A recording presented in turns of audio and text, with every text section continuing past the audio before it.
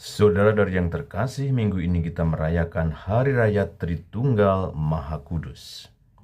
Tritunggal Maha Kudus adalah ajaran gereja atau doktrin gereja Katolik yang dianggap sebagian umat beriman sebagai doktrin yang sulit untuk dijelaskan dan juga tidak mudah dipahami dengan pikiran sederhana. Namun bila kita memahami dari perspektif Allah sumber kasih, maka kita akan dengan mudah memahami dan mengalami apa itu Allah Tritunggal. Sebagai orang beriman hari ini kita diundang bukan hanya untuk memahami Tuhan hanya melalui akal budi, tetapi untuk mengalami Dia sebagai persekutuan kasih dalam kehidupan, khususnya dalam sejarah keselamatan dari perjanjian lama sampai ke perjanjian baru. Melalui bacaan-bacaan hari ini, kita menemukan sosok Allah sumber kasih yang dalam sejarah telah mewahyukan dirinya sebagai Bapa, Putra, dan Roh Kudus. Bacaan pertama diambil dari kitab Keluaran. Dalam sejarah perjalanan iman bangsa Israel, kita akan menemukan bahwa Israel bukanlah bangsa yang selalu setia kepada Allah.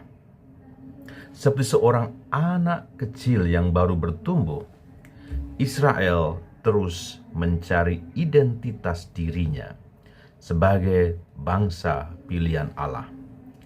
Dalam proses untuk menemukan identitas pribadi sebagai bangsa yang terpilih melalui perjalanan di padang gurun, Israel telah mengalami banyak pengalaman, baik kesuksesan maupun kegagalan, kesetiaan maupun ketidaksetiaan.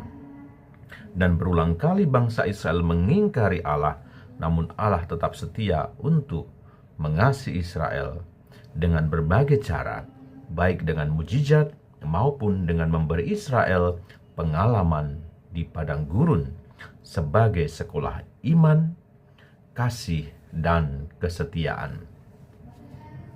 Di padang gurun inilah bangsa Israel jatuh kepada penyembahan berhala.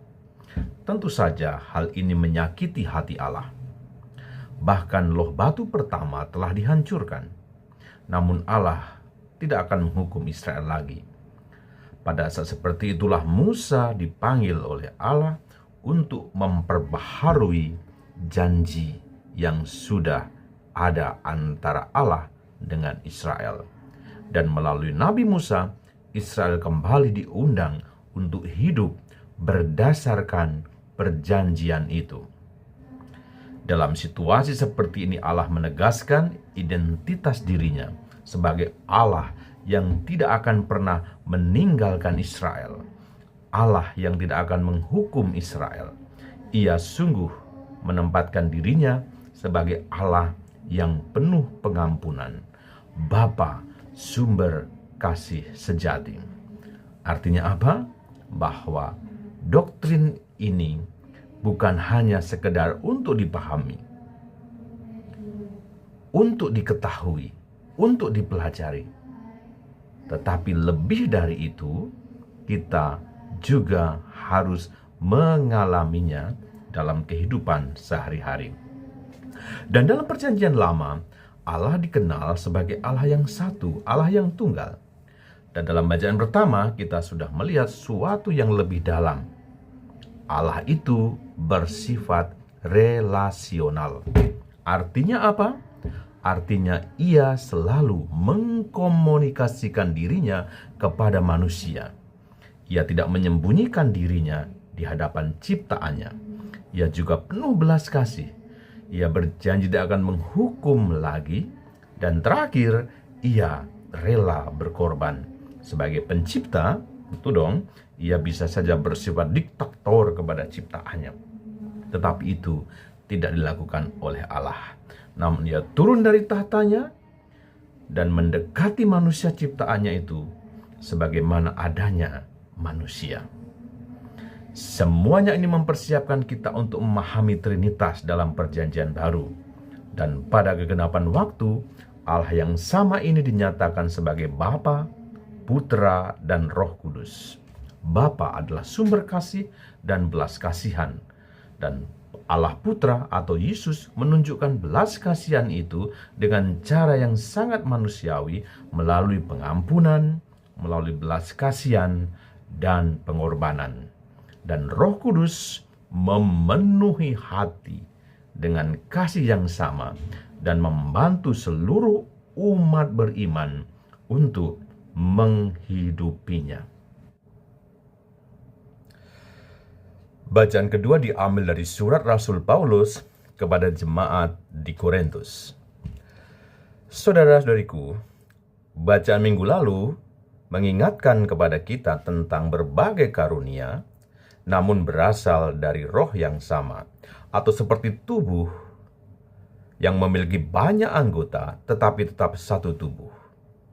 Jemaat Korintus telah menghadapi bahaya perpecahan.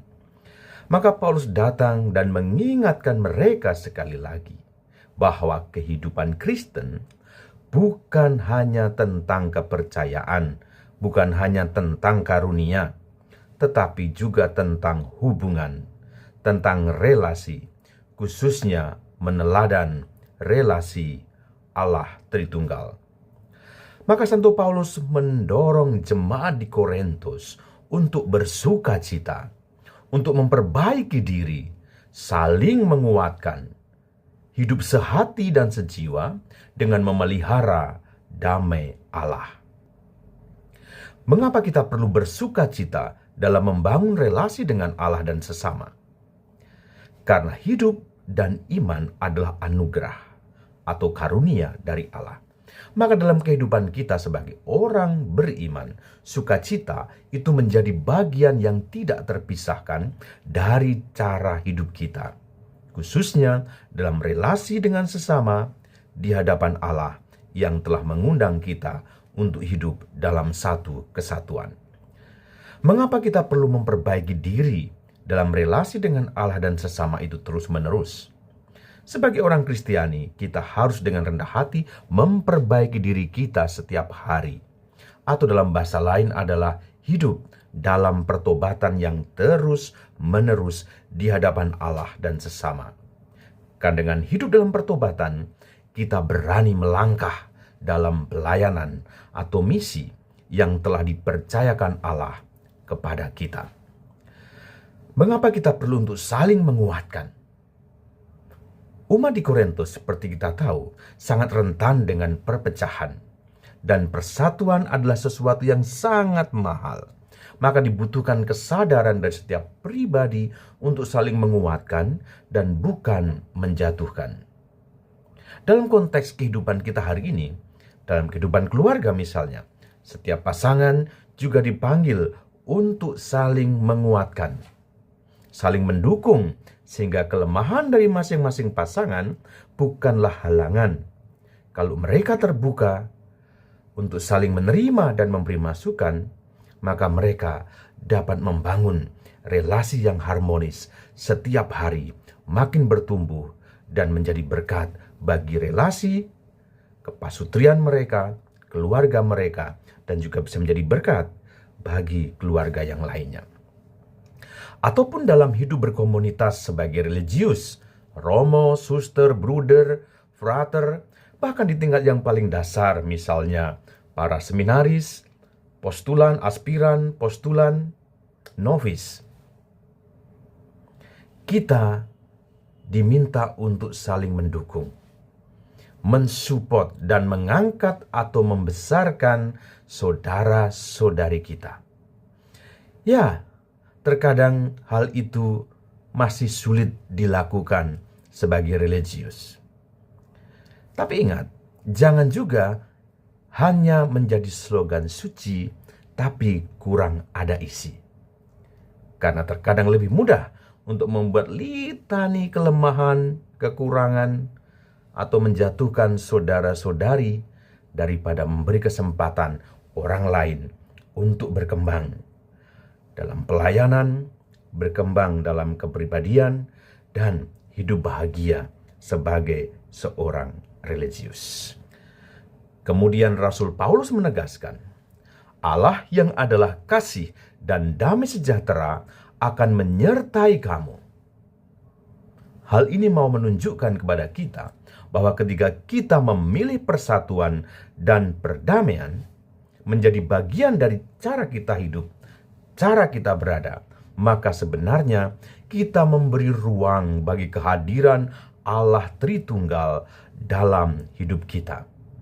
Dan berkat Allah Tritunggal akan dilimpahkan kepada kita kasih karunia Tuhan kita Yesus Kristus, kasih Allah dan persekutuan Roh Kudus menyertai kamu sekalian. Injil minggu ini diambil dari Injil Yohanes bab 3 ayat 16 sampai 18.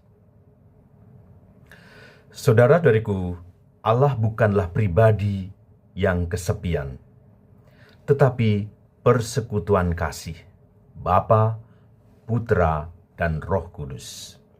Dan ketika kasih itu masuk ke dalam hidup kita, Ia akan menyembuhkan, Ia akan menyatukan perpecahan, Ia akan memulihkan hubungan yang rusak, dan membawa persatuan dan kedamaian. Dalam Injil kita mendengar ungkapan yang paling kuat, karena Allah begitu mengasihi dunia. Kasih Allah dalam konteks ini bukan hanya diucapkan, tetapi diberikan. Ia memberikan putranya yang tunggal, bukan karena kita layak mendapatkannya, tetapi karena Ia sangat mengasihi kita. Dalam kehidupan kita seringkali kurang percaya. Kita mudah ragu terhadap iman kita sendiri. Bahkan secara pribadi kita merasa tidak layak atau bimbang dengan apa yang kita imani, khususnya tentang Allah Tritunggal. Namun undangannya bagi kita adalah untuk tetap berada dalam kasih Allah dengan percaya pada karunia yang akan kita terima, karunia iman itu sendiri. Dan Tritunggal Maha Kudus hendak mengungkapkan bukan hanya apa yang telah Allah lakukan, tetapi siapa Allah itu sendiri bagi umat beriman. Bapa adalah sumber segala kasih. Dialah yang telah memberikan putra tunggalnya kepada manusia. Allah Putra adalah karunia yang diberikan untuk keselamatan umat manusia.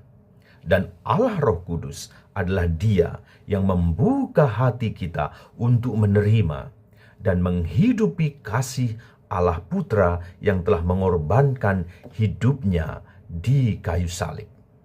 Saudara-saudariku yang terkasih, Injil pada hari ini mengundang kita untuk memahami dan menghayati persekutuan Allah Tritunggal itu dalam kasih. Persekutuan dalam kasih inilah yang memungkinkan kita untuk terus mengimani dan mempercayakan diri kita secara total dalam bimbingan kasih Allah. Bagi kita saat ini, bagian ini sangat relevan dengan situasi hidup yang sedang kita hadapi. Karena seringkali kita hidup di tengah konflik, baik dalam masyarakat, baik dalam komunitas, baik dalam keluarga, bahkan dalam negara, dan juga di dalam gereja. Marilah kita membangun masyarakat dan bangsa kita dengan terus merawat benih-benih persaudaraan kasih, dengan menumbuhkan dan menggemakan semangat persatuan di tengah mencuatnya isu-isu perbedaan yang oleh sebagian orang belum bisa diterima sebagai berkat dan anugerah. Kita percaya bahwa perbedaan bukanlah bencana atau kutukan, melainkan kesempatan untuk saling memperkaya satu sama lain. Keanekaragaman bukanlah hal yang baru bagi kita bangsa Indonesia. Tugas kita sekarang adalah menerima perbedaan itu dengan sukacita dan menghormatinya sebagai kekayaan dalam relasi kasih anak-anak bangsa Indonesia. Dan secara personal atau pribadi sebagai orang beriman yang membawa misi Allah, bacaan-bacaan hari ini juga mengingatkan kita bahwa dalam semangat persekutuan Allah Tritunggal, kita dipanggil untuk mewartakan kasih, mewartakan sukacita, penghiburan, di mana kehadiran kita benar-benar membawa penyembuhan dan kesatuan, bukan malah memecah belah alias membawa perpecahan. Selain itu, kita juga dipanggil untuk mendorong dan memberikan inspirasi kepada saudara-saudari kita, bukan hanya asal komentar atau mengkritik tanpa solusi yang jelas dan cenderung menjatuhkan. Dan terakhir, sebagai pribadi maupun komunitas, kita dipanggil untuk membangun pendamaian, bukan memicu ketegangan, persekongkolan, apalagi permusuhan. Selamat merayakan Hari Raya Tritunggal Maha Kudus. Berkat Allah tercurah dalam nama Bapa dan Putra dan Roh Kudus. Amin. See you. Tuhan memberkati.